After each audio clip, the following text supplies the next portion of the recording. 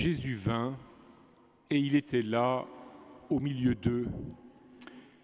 Il en fut ainsi, frères et sœurs, au soir de Pâques, ce soir-là, le premier jour de la semaine, après la mort de Jésus, alors que les disciples, on nous l'a dit, se tenaient dans la chambre haute, toute porte close, parce qu'ils avaient peur. Et il en fut ainsi encore 8 jours plus tard, nous l'avons entendu, Jésus vient et il était là, au milieu d'eux. Et il en est ainsi, frères et sœurs, aujourd'hui, comme chaque dimanche, et à vrai dire comme chaque fois que nous nous réunissons, pour la messe en particulier, mais aussi de bien d'autres manières. Jésus vient et il est là, au milieu de nous. Il vient aujourd'hui,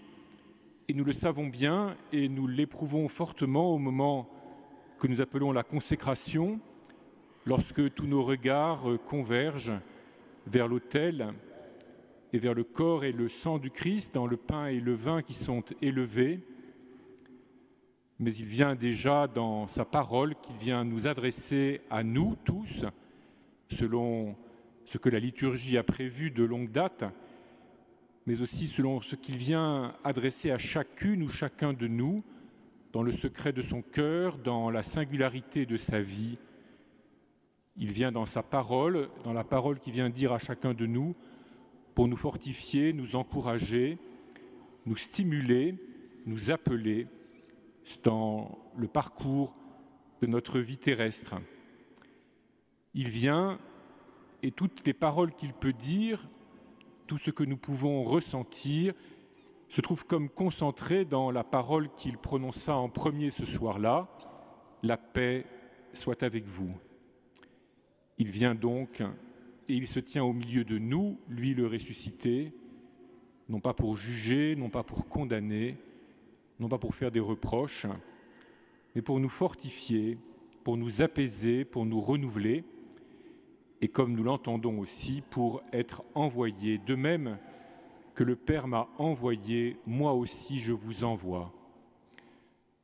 C'est cela finalement, frères et sœurs, être chrétien, c'est avoir la grâce de percevoir le Christ qui vient. Sa présence au milieu de nous est toujours une venue qui surmonte toutes sortes d'obstacles,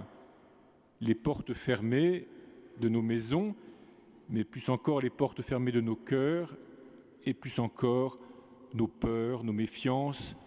tout ce qui nous recroqueville sur nous-mêmes et tout ce qui nous empêche de vivre en croyant en Dieu et en aimant. Dieu est notre prochain. Il vient et il était là au milieu d'eux. Il vient et il est là au milieu de nous. Et ce matin, au milieu de nous, parmi nous, il vient tout particulièrement pour Barnabé, qui va être confirmé, mais aussi pour Zénaïde, pour Théodore et pour Anastasie, qui vont communier pour la première fois. À ces trois-là, il vient pour tendre pour la première fois son corps livré, son sang versé, et pour leur permettre non pas simplement de mettre leurs mains dans ses plaies comme il l'a proposé à Thomas, mais pour leur permettre de le recevoir dans le plus intime d'eux-mêmes, afin qu'il soit désormais leur nourriture, leur force, pour que ces enfants encore puissent grandir en apprenant à aimer comme il nous a aimés. Mais le grand signe qui nous est donné aujourd'hui, frères et sœurs, c'est avant tout Barnabé, vers qui le Seigneur vient pour faire exactement ce qu'il fit au soir de Pâques sur ses disciples. Lorsque, après avoir dit « La paix soit avec vous », de même que le Père m'a envoyé, moi aussi je vous envoie, il souffla sur eux en disant « Recevez l'Esprit Saint ». Il souffle sur ses disciples, c'est-à-dire qu'il leur partage ce qui vient du plus profond et du plus intime de lui-même, non seulement de son humanité sainte qui est passée par la grande épreuve de la mort et qui vit la grande joie de la résurrection, mais aussi ce qui montre, ce qui vient de sa condition de fils du Père, ce qui l'unit au Père dans ce que nous appelons la consubstantialité, dans l'unité du Père et du Fils, l'unité féconde qui fait jaillir éternellement l'Esprit Saint. Et l'Esprit Saint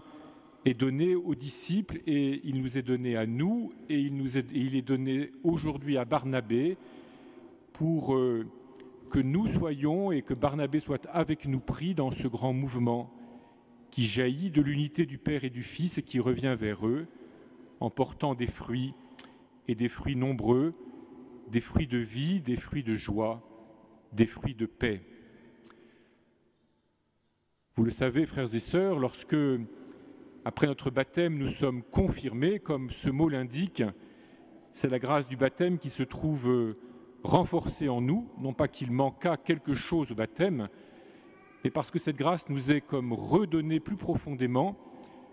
pour que l'Esprit Saint, déjà donné au baptême, évidemment, puisque c'est le Dieu vivant tout entier qui s'ouvre pour nous, mais cet Esprit Saint, tout donné déjà au moment du baptême, nous est redonné, donné une deuxième fois ou confirmé avec plus de force pour venir pénétrer notre intelligence, notre volonté, notre mémoire,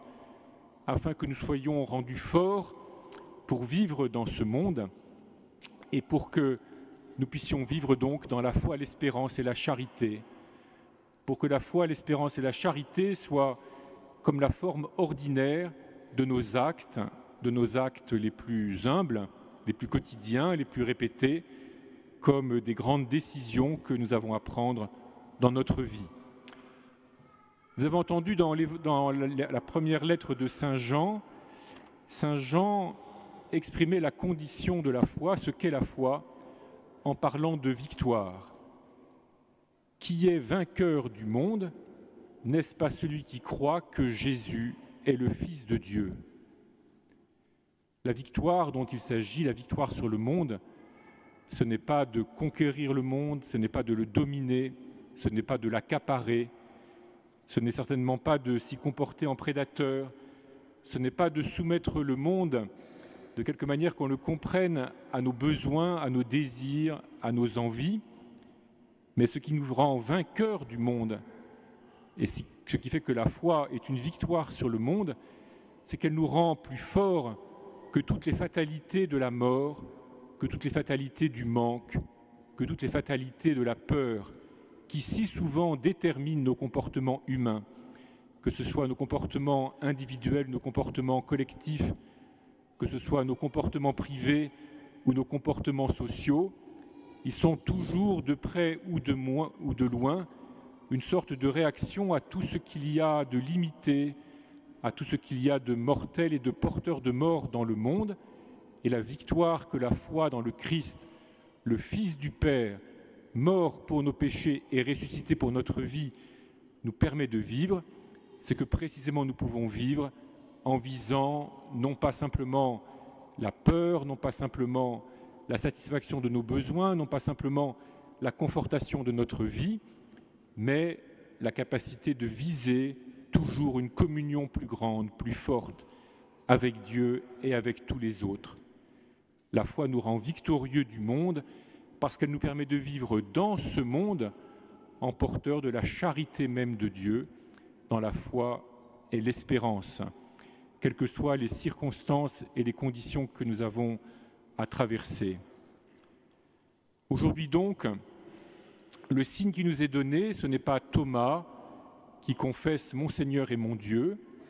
mais c'est Barnabé qui va recevoir donc le souffle de l'Esprit Saint, non pas simplement un déplacement d'air,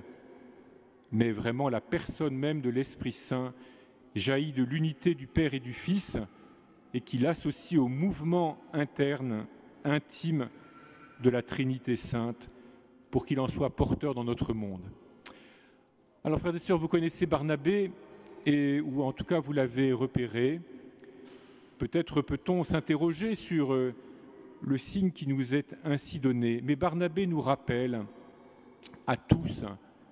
que ce qui fait la force, la beauté, le prix et la fécondité de notre vie, ce n'est pas d'abord ce que nous produisons, ce que nous fabriquons, ce que nous construisons, mais c'est aussi ce que nous sommes capables de recevoir, ce que nous sommes capables d'accueillir, ce que nous sommes capables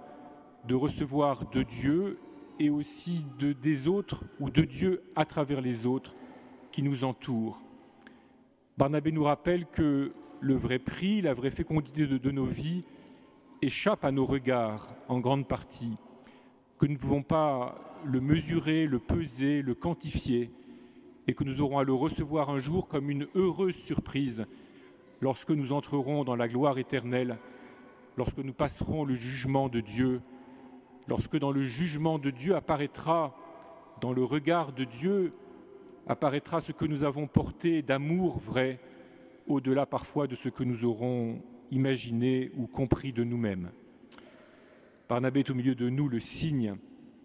que nous pouvons toujours, que notre capacité de recevoir est grande et que par conséquent nous sommes tous appelés à donner encore un peu au-delà de ce que nous avons imaginé. Puissions-nous donc, frères et sœurs, recevoir aujourd'hui le signe qui nous est donné, en entendant ce que l'apôtre, l'évangéliste nous dit, que les signes ont été écrits pour que vous croyiez que Jésus est le Christ, le Fils de Dieu, et pour qu'en croyant, vous ayez la vie en son nom. Nous croyons parce que croire, nous croyons pour vivre davantage, parce que vivre c'est aimer, et que aimer, frères et sœurs, c'est se laisser entraîner par le mouvement même de Dieu, par le mouvement même que le Fils éternel est venu vivre dans notre humanité pour nous permettre de le faire devenir notre propre mouvement à nous, ici-bas et pour l'éternité. Amen.